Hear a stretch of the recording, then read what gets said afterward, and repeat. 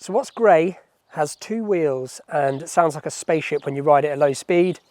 It is, of course, the Zero SRS, the new and latest all-electric bike from California bike builders, Zero.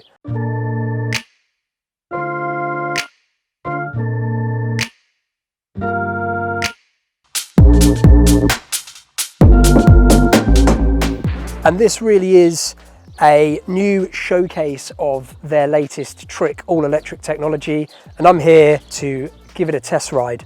Now what I'm going to do is just have a little walk around the bike and point out a few bits that are new.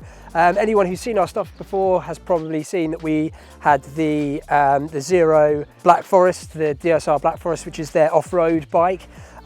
This is clearly something completely different. It's their first proper big bike, I'd say, on-road focused, fared sports tourer, the SRS, which is also available in the SRF, which is weirdly the one without a fairing. It's the naked street bike version. But yeah, so what's new, what's cool about this bike here? We've got the same or a similar 14.4 kilowatt battery pack, which is good for a range of around 100 miles, depending on how you ride it. Obviously that can be as little as 60 or 70 if you're really going for it, up to maybe over 100 if you're taking it easy. And to help you with that as well, there are various riding modes now, eco, sport, street, which alter another element which is brand new, which is the traction control, which was previously lacking in other models but is definitely needed here because the new electric motor puts out 190 newton meters of torque and around 110 horsepower, which is a lot. And when you get on this and twist the throttle, it flies.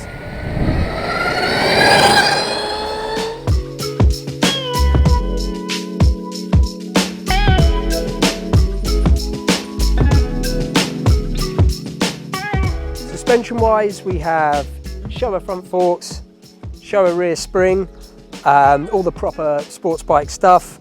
But you'll notice, yeah, we're missing the clutch lever because this is obviously a twist and go electric bike, really easy to ride. All of that technology is housed within this new frame, which when you add it all together equates to a much more serious, grown-up, proper ride, which is designed to rival combustion engine bikes out there. So what's the catch? Obviously it's an expensive machine. The top spec version of this is around £20,000, which is a lot of money, but this does offer something different, and it's got level 2 charging now, so you can plug it into the faster charging public network. If you've got a car charger at home, it will plug into that and you can top the batteries up in a couple of hours, which is a huge bonus. The range as well, you're talking, you know, like I said before, over 100 miles. This would do serious distance, serious money, but it is a serious ride. So I'm going to stop talking and hop on it.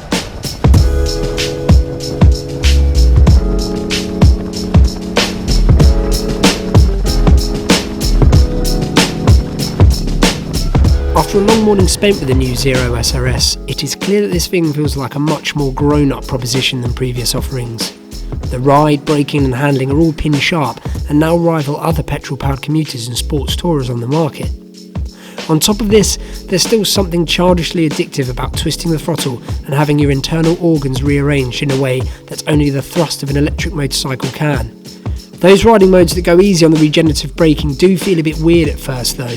It's like sitting atop a giant 2-stroke machine, but you can delve into the smartphone app and it's really easy to create a bespoke map that works for you. But then again, I also found that the higher bars and lower pegs on this model were a bit uncomfortable for my stubby little frame. The naked SRF model offers a more comfortable riding position, for me anyway, but it does leave you more open to the elements. Plus, stashing anything in the empty storage space inside the faux fuel tank does lead to some really annoying rattling noises. I stuck my camera in there and it was bouncing around like a madman as I rode down the road.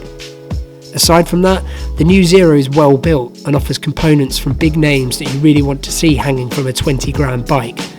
It's fun to ride, it's really easy to live with and costs far less to run than anything with gears, chains and other oily bits. But even in the year 2020, we arrive back to the sticky issue of range, because the Zero can still only manage around 100 miles or so on a single charge, and charging takes an hour, which might be too much for those planning to tackle those longer adventure rides. But still, if this is your regular commuter bike and you have somewhere safe to plug it in every night, you won't be disappointed. Electric bikes really need to be ridden to experience the sheer joy and the ease at which they can deliver their power, and this Zero SRS does that by the bucket load.